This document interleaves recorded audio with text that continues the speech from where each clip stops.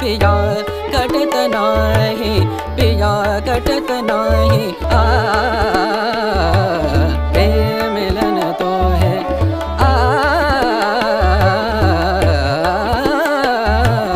रे मिलन तो है।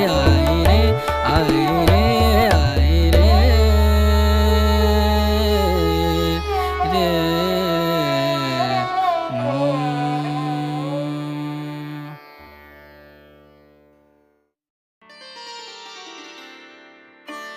বেনারস থেকে বিকালের ট্রেন ধরে রাত ৮টা নাগাদ আমরা পৌঁছেছিলাম প্রয়াগরাজে।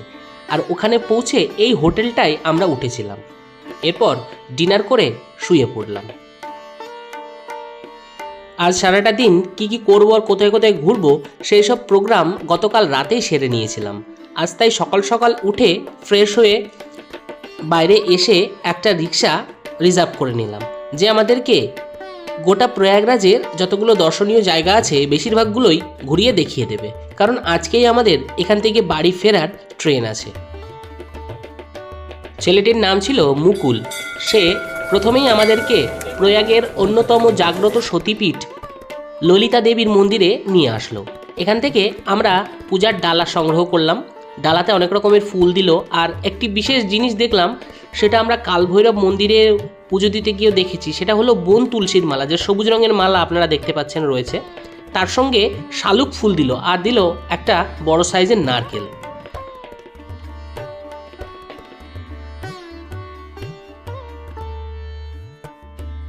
দেবীর ৫১ সতীপীঠের অন্যতম এই প্রয়াগের ললিতা দেবীর মন্দিরটি নবকলেবরে সুন্দরভাবে সাজানো হয়েছে।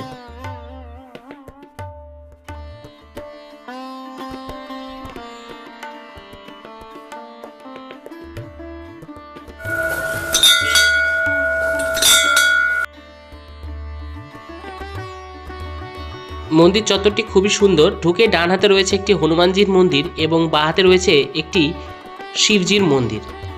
আমরা একে একে সবই দেখব। প্রথমে গেটটাকে আপনাদের একটু দেখিয়ে নিই। সত্যি নতুন করে মন্দির পরিসরটিকে সুন্দরভাবে সাজানো হয়েছে। চত্বরটি খুব একটি ছোট নয়, বেশ বড়। আমরা প্রথমে মা ললিতা দেবীকে দর্শন করব। এর ভেতরে অবশ্য ক্যামেরা বা মোবাইল নিয়ে যাওয়ার অনুমতি আছে।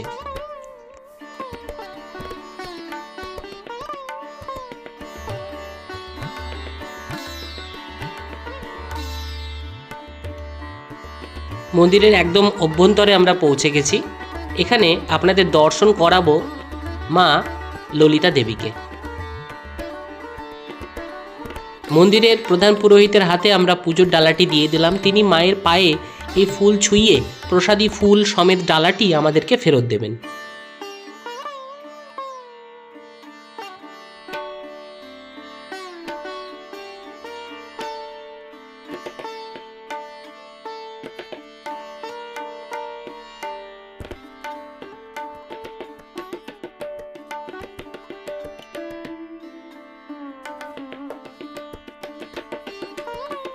মন্দির চত্বরে রয়েছে একটি জাগ্রত হনুমানজির মন্দির। সেদিন ছিল মঙ্গলবার, তাই সেই সুযোগে আমরা হনুমানজিকে একটু দর্শন ও প্রণাম করে নিলাম।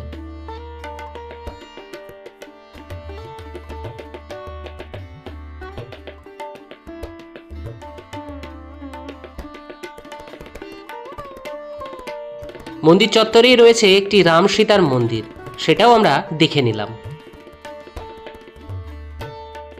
মন্দিরে রয়েছে শ্রীরাম ও সীতামাতার চরণের চিহ্ন।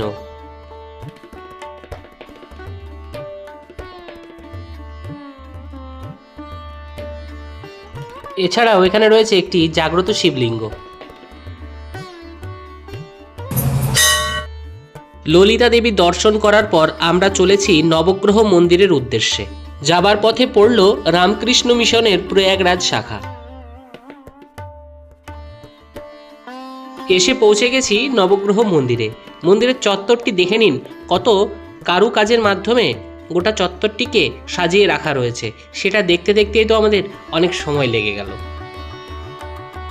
যদিও মূল নবগ্রহ মন্দিরে মোবাইল বা ক্যামেরা নিয়ে প্রবেশ করতে দেওয়া হলো না, কিন্তু আমি হলপ করে বলতে পারি যে এই মন্দিরের ভিতরে নবগ্রহকে এত সুন্দরভাবে উপস্থাপিত করা হয়েছে যা নিজের চোখে না দেখলে কোনোভাবে বিশ্বাস করা সম্ভব নয়। তাই আপনাদের অনুরোধ করব, যদি আপনারা কখনো প্রয়াগরাজ যান অবশ্যই নবগ্রহ মন্দির ঘুরে দেখবেন। আমরা এখন চলে এসেছি শহীদ চন্দ্রশেখর আজাদ পার্কে, যেটি পূর্বে অ্যালফ্রেড পার্ক নামে পরিচিত ছিল। এখানেই 27শে ফেব্রুয়ারি 1931 সালে মাত্র 24 বছর বয়সে শহীদ হয়েছিলেন অন্যতম বীর বিপ্লবী চন্দ্রশেখর আজাদ।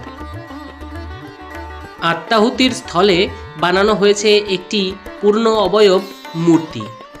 আর এই মহান বিপ্লবীকে শ্রদ্ধা জানানোর জন্য স্বাধীনতার পরবর্তীকালে এই পার্কটির নাম অ্যালফ্রেড পার্ক থেকে পরিবর্তন করে শহীদ চন্দ্রশেখর আজাদ পার্ক নাম রাখা হয়েছে। এবার আমরা দেখব এই পার্কের ভিতরেই অবস্থিত এলাহাবাদ মিউজিয়াম। মিউজিয়ামের ভিতরে কেবলমাত্র ছবি তোলার অনুমতি ছিল, তাই আমি কিছু ছবি সংগ্রহ করে এনেছি। আমরা প্রথমে গেছিলাম আজাদ গ্যালারিতে। এখানে মূলত রয়েছে চরমপন্থা নেতৃত্ববৃন্দের আমলে ভারতে ঘটা সমস্ত আন্দোলন সম্পর্কে, সেই সঙ্গে চন্দ্রশেখরের ব্যবহৃত কোল্ট পিস্তলটিও দেখতে পেলাম। স্বাধীনতা আন্দোলনের সঙ্গে সম্পর্কিত সমস্ত ঘটনা এখানে ছবির মাধ্যমে এবং ভিডিওর মাধ্যমে দেখানো হচ্ছে। এরপর আমরা গেলাম সাধারণ গ্যালারিতে। এখানে সেই সময়ে ব্যবহৃত বিভিন্ন অস্ত্রশস্ত্রের নমুনা নিদর্শন রয়েছে। আর সবশেষে গেলাম নেহেরু গ্যালারিতে। এখানে জওহরলাল নেহেরুর জীবন সম্পর্কিত সমস্ত কিছু এখানে রয়েছে। এরপর আমরা গেলাম মহর্ষি ভরদ্বাজ আশ্রমে। জানা যায় রাম লক্ষ্মণ সীতা বনবাস যাবার পথে এই ভরদ্বাজ ঋষির আশ্রমে এসেছিলেন এবং এখানে একটি গুহা রয়েছে মন্দিরের নিচে, আপনাদের দেখাচ্ছি। এই গুহাতে আমরা প্রবেশ করেছিলাম। জানা যায় এই গুহার ভেতরে রাম লক্ষ্মণ সীতা কিছু সময় বিশ্রাম নিয়েছিলেন।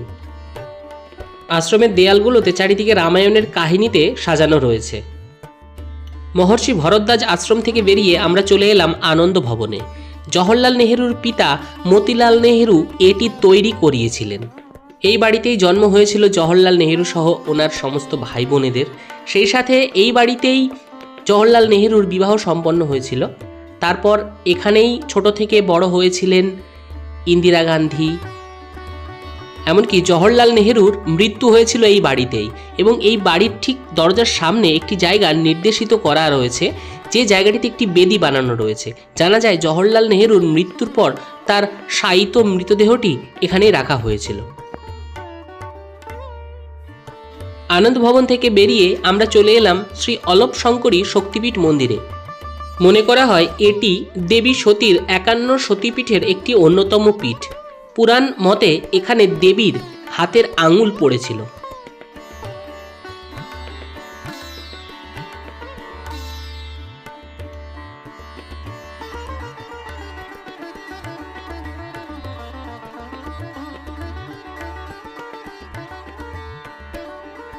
যে হলুদ রঙের দণ্ডটি আপনারা দেখতে পাচ্ছেন, এইখানেই সতীর আঙুল পড়েছিল বলে মনে করা হয়।